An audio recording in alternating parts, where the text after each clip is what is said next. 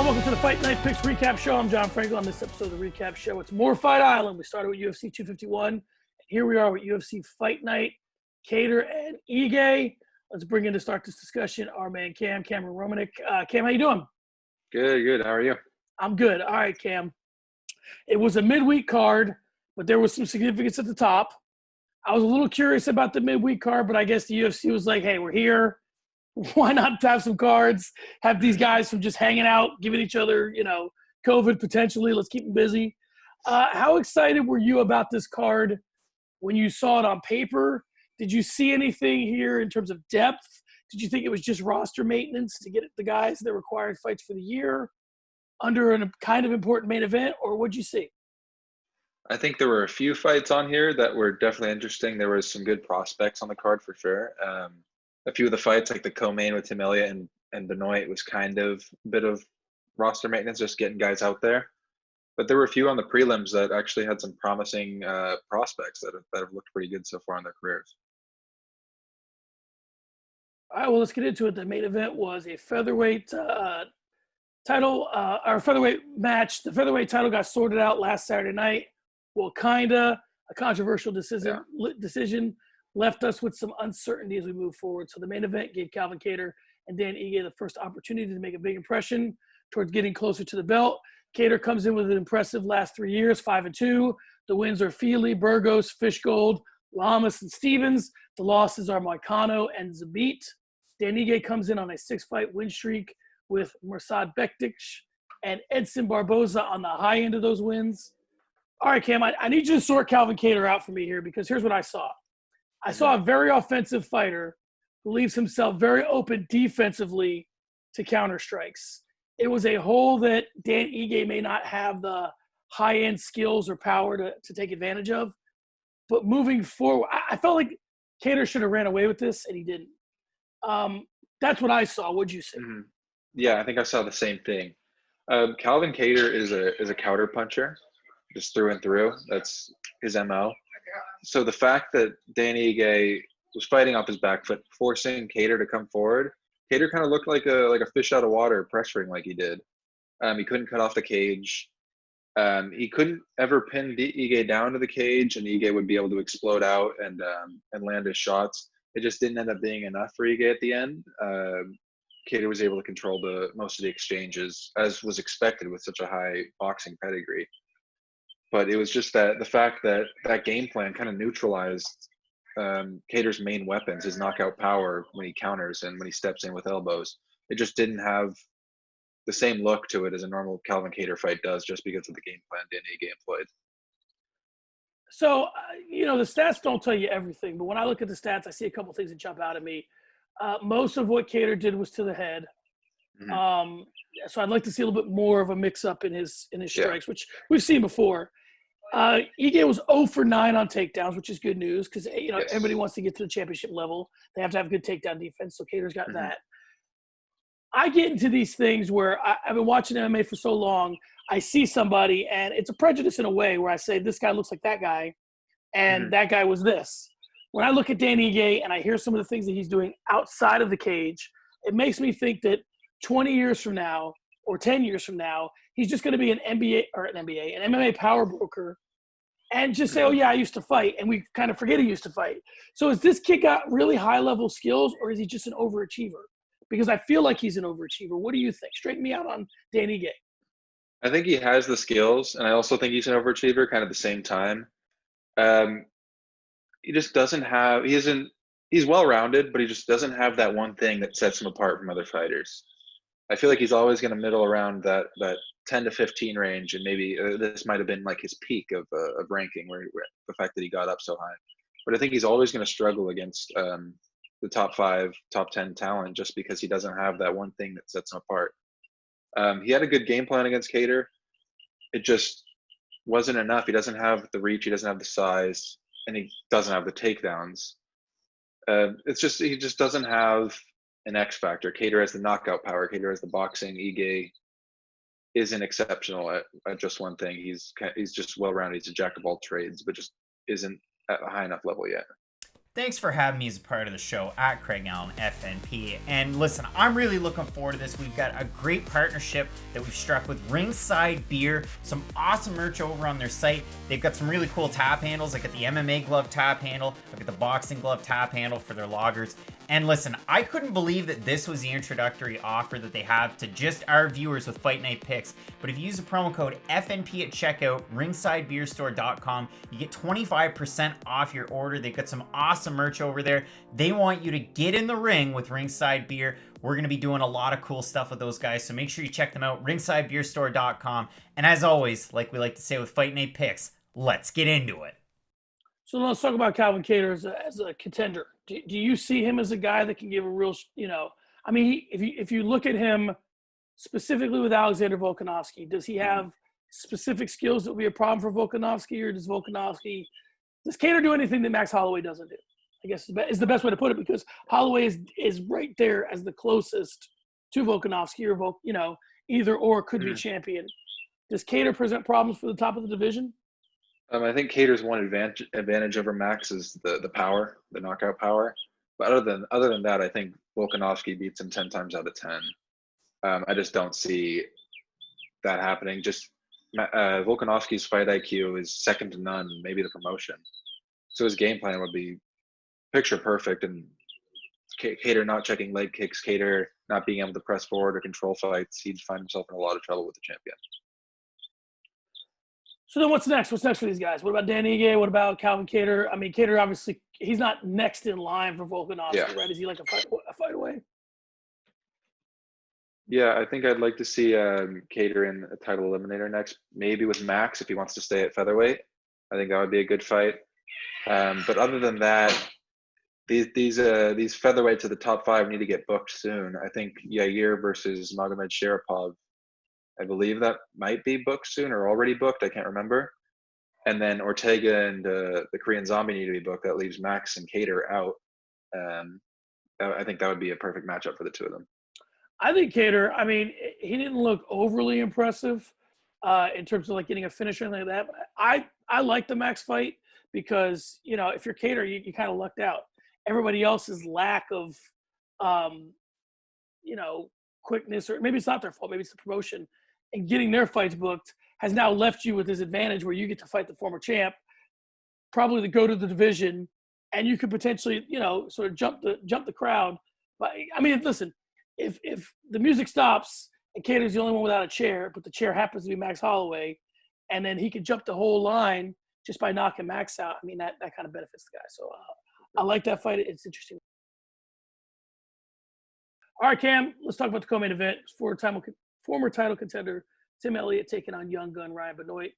I had this fight for Benoit. He seemed the sharper fighter, but upon reviewing the stats, Elliott had the edge in strikes landed. So, Cam, tell me Elliott's path to all judging, seeing this 29-28. What did you see in the fight? Did I just kind of get more from Benoit than I thought I was going to get? So, that thing where you kind of when someone's fighting better than you think they're going to fight, you think they're winning, when in reality they're just outperforming what you expected. Was it that, or who'd you have it for? Yeah, I think that's a fair assessment. I think the fact that Benoit was one landing power, it looked like his shots were kind of doing a little more damage, but at the same time it was kind of Elliott controlling the octagon, trying to cut it off, trying to clinch, trying to just keep his forward pressure constantly. That's kind of his style. It just is very favorable to the judges' eyes. It was a very close fight, and I think Benoit was surprising. The amount of his hands looked really good in that fight, but it's just another like Tim Elliott grinded out kind of win. It's just kind of what he does now. So let's address something that I need to talk about just to get my head right, which is scoring, right? Do you think that there's ever going to be a time, and I know that if you – the intellectual trap in thinking this way is that if you take one thing and apply it to another, you're screwed. Meaning this, we talk about knockdowns, right? If you say to me, each knockdown should result in a 10-8 round, or if I say to you, rather, each knockdown should result in a 10-8 round, okay, what's 5 knockdowns? 10-4. So then what's a takedown? I just see some of these fighters have such great takedown defense, right? 1 of 13 for Elliott. So Benoit had good enough takedown defense to keep it at 1 of 13. Is all that ever is going to mean that Benoit can keep the fight standing and there's no reward for that? Should there be a reward for that? It just seems like something that jumps out at you, and yet there's no way to account for it. What are your thoughts on that just as a whole? Yeah, I think scoring in general, I think the making it assigning point values and making it more detailed like that would actually be worse for judging. But I think takedown defense, defending takedowns, kind of similar to how takedowns should be scored. If you get a takedown but you don't land damage, you don't attempt a submission, that should be looked at as less than if you were to land ground and pound or attempt a submission. Same thing with defending a takedown. If you defend a takedown and then you get up off the fence, or you defend a takedown and then you start landing, that should be scored more highly than if you defend a takedown and then he just dives back in for another one. I think point values can get a little tricky with scoring, but like I think the solution would be scoring the fight as a whole instead of points by 3 rounds, kind of looking at the fight totally instead of, pointing it out. And I think points just it gets really messy for fighters, I think. I agree. So the other thing that I would say, and this wouldn't benefit us in any way in the scoring, but because the judges wouldn't see this anyway, but maybe there's a way that we start tracking a stat called significant takedowns. This was a takedown, but this was a significant takedown in the same way we do strikes. Like this is one where, not all takedowns are created equal, right? Take them down, keep them down for a minute. Just it'd be like a position thing. Okay, I took him down for a minute, beat the hell out of him, and then he got up, or whatever. So that may be a way to look at it. All right. So what about Tim Elliott? Is he just on a free fall here in terms of even though he won, not being as relevant as he once was at top of the division? Or do you see that maybe he has a run left in him, or is he just kind of collecting checks and a name they're going to throw out there against prospects? I think he's just the gatekeeper from here on out. I don't think he can compete with the top of the division. The top of the division is looking really good right now, especially after Saturday's card.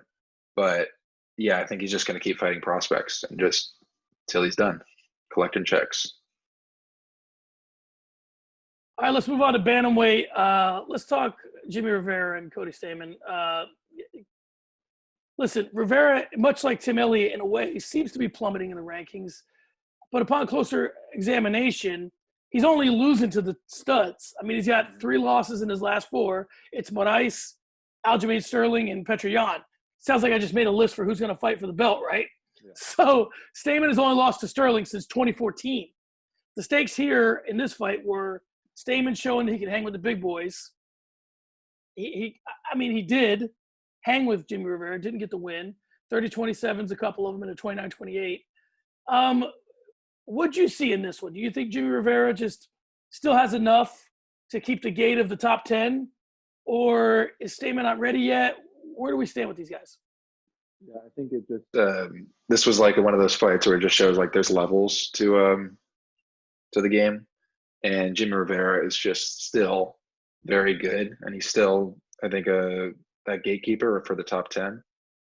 But Cody Stamann's still very young. He has a great base skill set. I think if they were to rematch, a year or 2 down the line, I think Cody Stamann could maybe get it done. I think he just has a few more things to improve before he can break into that top 10, top 5.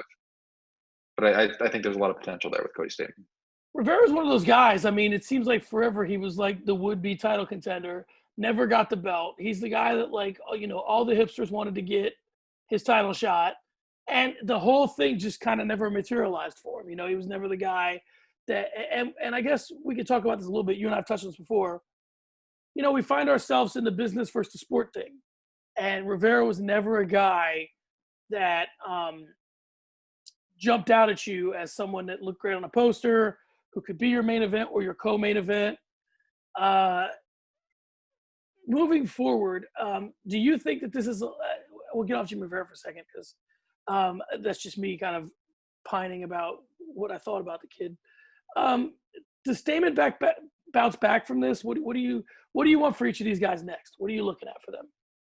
Yeah, I think Stamann does bounce back from this. I'd like to see him fight another top 15 guy. Maybe get a rematch with Song Yadong. I think that would be very interesting. And then for Jimmie Rivera, I think Sean O'Malley got booked recently for a fight. So if Sean O'Malley against Cheeto Vera, and if Sean O'Malley were to win that in August at UFC 252, I think Jimmie Rivera would be a good matchup for him to break into that top 5. That seems like a good progression for someone like O'Malley. I mean, if we're taking them along, at a certain pace, you fight Cheeto, especially if he gets a quick knockout, then it's like now you fight a guy that's going to just figure out, no. I used to talk on other shows about, just a good professional fighter, right? Rivera's a guy who's going to always kind of find the way to stay in there for all 15 minutes. Yeah. He's going to get it to the judges, even on an off night. He's just one of those guys, most times he'll get the nod. All right, let's move on. Let's talk about Molly McCann, Taila Santos.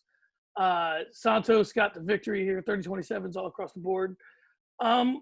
What'd you see here? I was pretty shocked by this one. The Taila Santos was super impressive.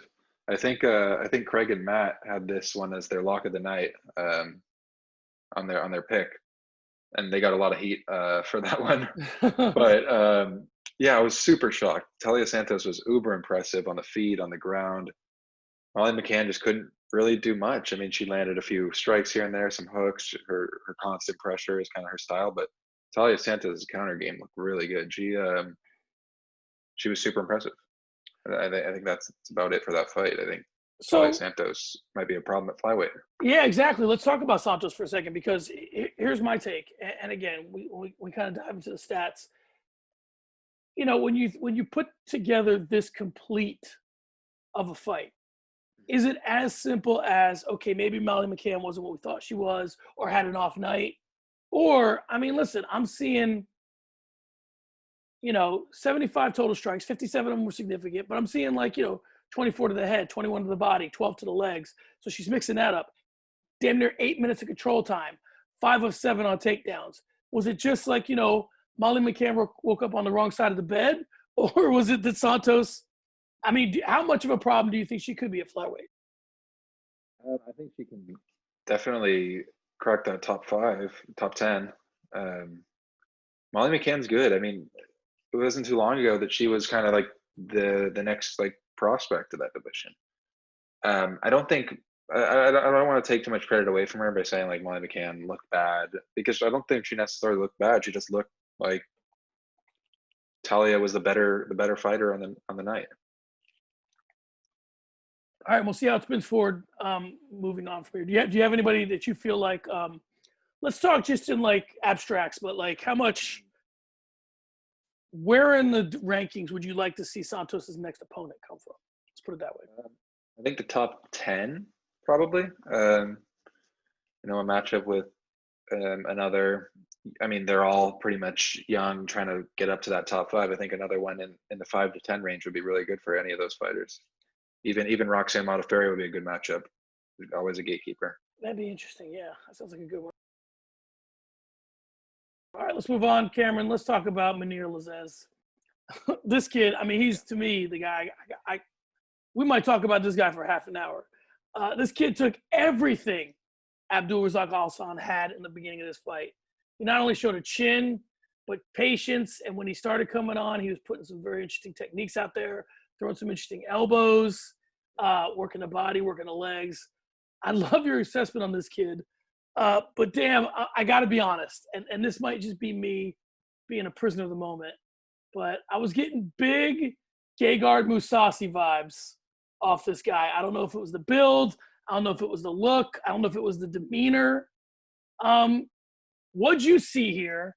And what does putting that kind of a performance against Alhassan tell us? I was, when watching this, those first 2 minutes, you're like, oh, here we go. It's Alhassan time. It's what he does. But I mean, Lazzez has a chin on him. That was insanely impressive. He took everything Alhassan had and then gave it back tenfold. It was super impressive. I really liked how he mixed up his striking. He was dominant in the clinch, had the knees and the elbows. Just every part of his striking was just extremely impressive. And even he got he got takedowns as well. He just was really well-rounded. I like him as a prospect in that division. I think Alhassan is. I think there's a lot of stock in getting a win over Alhassan, but at the same time, he's kind of one of those guys that's knockout or bust. And if you can survive that first round with him, I think a lot of guys can not necessarily coast to a decision, but a lot of guys will have a much better time in those second and third rounds with him. I think he slowed down quite a bit after that first flurry. Here's the thing, and maybe this is for a later part of the show and like a specialty segment, but like, I mean, there's certain things that I take from some commentary. Some things I just leave and I can do. It doesn't affect me at all. But when I'm listening to Paul Felder talk about wanting to train with this guy and sort of like, just like, Paul Felder was smitten, for a lack of a better word. I mean, I was waiting for him to like, reach out to Lazzez on Tinder or something because he was in love with this kid. Can we take something from that? Because, fighters don't always talk that way about guys they're commentating on. He seemed like, and Bisping too, they both seemed like they saw a lot from this guy that maybe wasn't just there. I mean, we've seen guys look impressive, and we'll get to, some of the other guys later that kind of jumped out at you when you were watching. But do you take anything from Felder, what Felder said? I think so. I think Felder is one of the smarter fighters in the UFC, and he's one of the better commentators too. And I think he can recognize quite easily that Lazzez is a legit striker. He has legit skills, and I think Felder genuinely wants to train with him to learn a thing or two from him. Yeah, this guy gets really interesting moving forward. I mean, do you have somebody? Excuse me. Do you have somebody at 170 pounds, or where's he at in the I guess the pecking order? Is he still like outside the top 20? Is he? Where do you see him fitting in? Yeah, I think he's probably around just outside the top. Yeah, I think he's outside the top 20, outside the top 25. I think he needs another lesser known prospect, and then he can start working his way into some names. But I mean, just based on that performance, I think there are a lot of exciting matchups for him in the welterweight division. I'm interested to see him against somebody who comes in there with a little bit better of a game plan. Like you said, I mean, when he goes there against a guy that's KO or bust, it's kind of a bully mentality in the cage. When some guys can't, they can only ever be the hammer. They don't know how to be the nail. And Alhassan has a little bit of that in him. So I'd like to see somebody in there who can say, all right, I've seen what you can do. Let's see what you can do when I come in here with a game plan, similar to what Ige did to Kattar, where, Kattar fights a certain type of way, and Ige said, we're going to flip this on you and see if you can still look impressive when I take away the thing that you do best. Let's move on to a fight that probably should have brought charges in the prelims, as Khamzat Chimaev defeated John Phillips by the grace of God in the second round with a submission. I'm going to ask you a weird question to start this. Is this one of the best performances in the UFC in the history of the UFC, or one of the worst? Does that make sense? Yeah. I mean, like it was hard to expect anything else happening in that fight. He looked like a Khabib clone. I mean, he was kind of doing the exact thing Khabib does, getting people against the cage and just leaning on them, weighing on them, smashing them, going for subs. It was as dominant gets. I think John Phillips, it's obviously what to expect from him. If you put him against a grappler, I think the matchmakers probably knew that, just to make this guy look good. And it seemed like the UFC is like promoting him quite a bit. I think he's fighting on the 25th card, on the Till and Whitaker card. They booked him against Reese McKee pretty fast. So it seems like the UFC sees a lot with him, and I definitely see a lot with him. It'll be exciting to see this guy's climb up. I think welterweight he's going to fight at, because he fought at middleweight just then, but I think his real weight class is welterweight, I believe. That gets interesting. I'm trying to remember how tall he is. He seemed like a tall fighter, even at welterweight. He's 6'2". See, so there you go. He brings a lot of interesting, things to the table. He's got the size. He's no slouch on the feet either. Right. So, all right. So let's get into scoring. I know you want fights scored on the whole. But let's talk about under the current 10-point must system. What do you even score around like this? I mean, it's 10-5, 10-6. They gave it a 10-7. Yeah. But, I mean, realistically, the kid, Phillips, got 2 strikes the whole fight. And I know it was a 2-round fight, but, I mean, what do you do here? Do you just say, I mean, it's got to be a 10-7, right? I think 10-7 is kind of what you have to do. It was domination from like the first exchange. You took him down instantly, and it was on the ground from there, just ground and pound. And yeah, I think 10-7 is kind of what you have to do. Yeah, for 4.5 plus minutes of domination. I'm with you, and I really want to keep an eye on this kid because I was getting kind of Dominic Reyes vibes from him just in his build, and then he fought like Khabib. So it's like if he ends up, because of his build, having like some power, he seemed like even on the ground, those ground strikes were pretty stout. You know what I mean? Like he seemed, I don't want to say he felt like he hit. So let's compare him to Khabib in this way. When I see Khabib hitting people on the ground, I don't see that he has huge natural power. I just see that he has a desire to hit people hard, and he just has a nasty disposition when he's in there.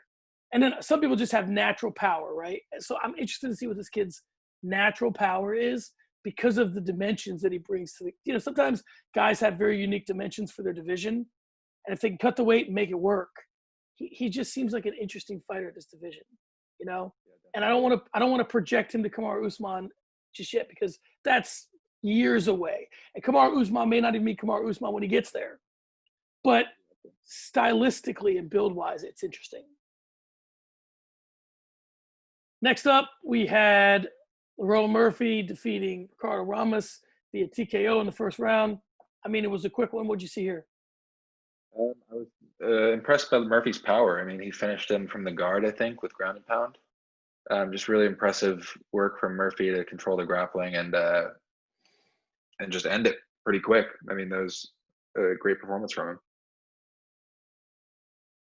All right, moving forward, if you'd like to see names butchered, here comes your favorite fight of the night. Modestas Bukauskas defeated Andreas Michailidis via TKO referee stoppage. First of all, was I anywhere near the names? I think it was I don't know the Bukauskas, but I think Michailidis. I think it's how you pronounce it. Okay, that's the better one. I feel more confident about the Bukauskas. All right, what'd you see here? TKO referee stoppage. Yeah, this one was Bukauskas. I'm going to keep butchering his name, but I'm going to try and say it every time. He finished his last fight before coming to the UFC the same exact way with those downward elbows, the Travis Brown elbows. And he did it again. It looked like the stoppage was pretty interesting when Michailidis was leaning against the cage and the door got opened and he kind of fell back. And that's when the ref stopped it. Yeah. In between rounds. It was, I mean, both of them didn't necessarily look bad or necessarily impressive in that first round, but it was just that the size and power of Bukauskas could be pretty interesting at light heavyweight for sure.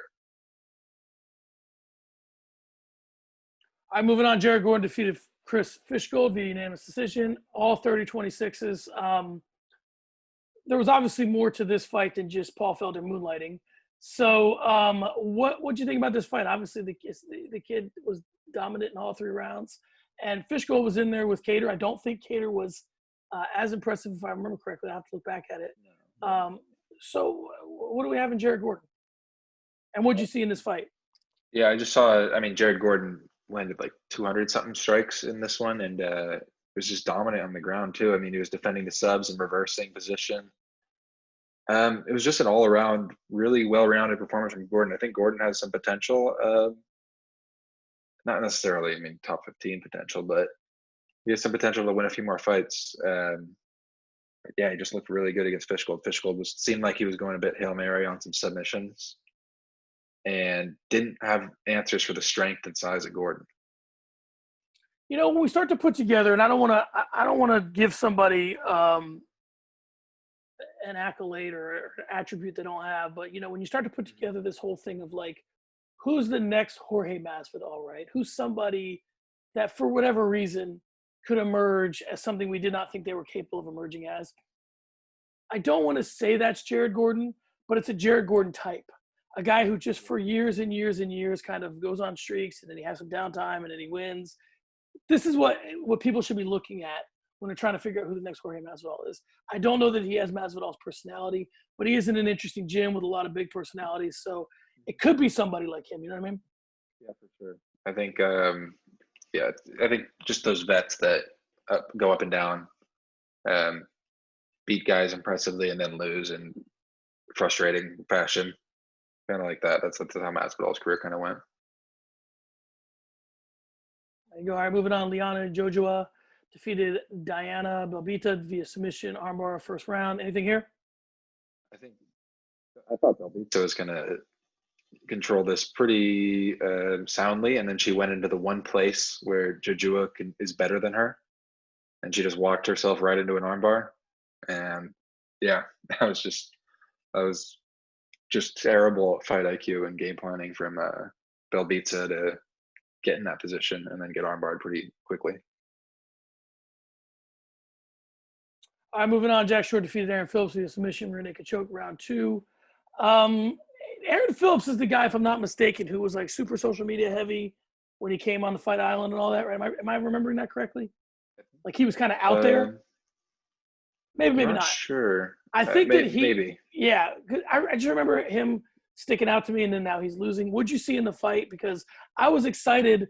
Every time I get somebody that seems like they're willing to put themselves out there, I get excited because I'm like, and we'll get to that in the next card we discuss. But how'd Jack Shore look? Jack Shore looked dominant. I mean, but I think that's what Jack Shore is going to keep doing until he faces someone who can stop a takedown. I think he's kind of what's next. He's one of the guys coming up at bantamweight. I think he has a ton of potential, and I'd love to see him keep climbing those rankings, keep beating up guys. How long do you take before we can put him in there with somebody real? I mean, because at 35, we got some guys all over the place. So, you're his management team. How comfortable are you? Let me take that back. You're his management team. How many fights before you feel comfortable him going in there against Jimmie Rivera, and knowing that he has a chance? 2, 3, I'd say 3 more fights at least. Okay, so he's a ways away. I think he's a ways away. I think he's definitely good, and he can still get a lot of wins. I think he just has to. They need to build him up some more. They need to get more experience, because I think he might have some trouble against a jiu-jitsu specialist kind of guy, a wrestling specialist. And I just like to see him in those fights before we give him top 10 talent.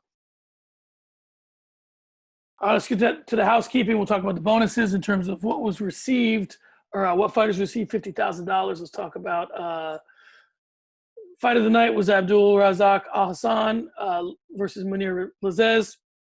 $50,000 to both fighters. Obviously, Chimaev made $50,000 for what he did to John Phillips, and then Lerone Murphy got paid as well. And Bukauskas got paid. So interesting they went with 4 bonuses on this night, because we'll get to we get around to our next card. They did not. Do you agree with all that? Pretty much straightforward?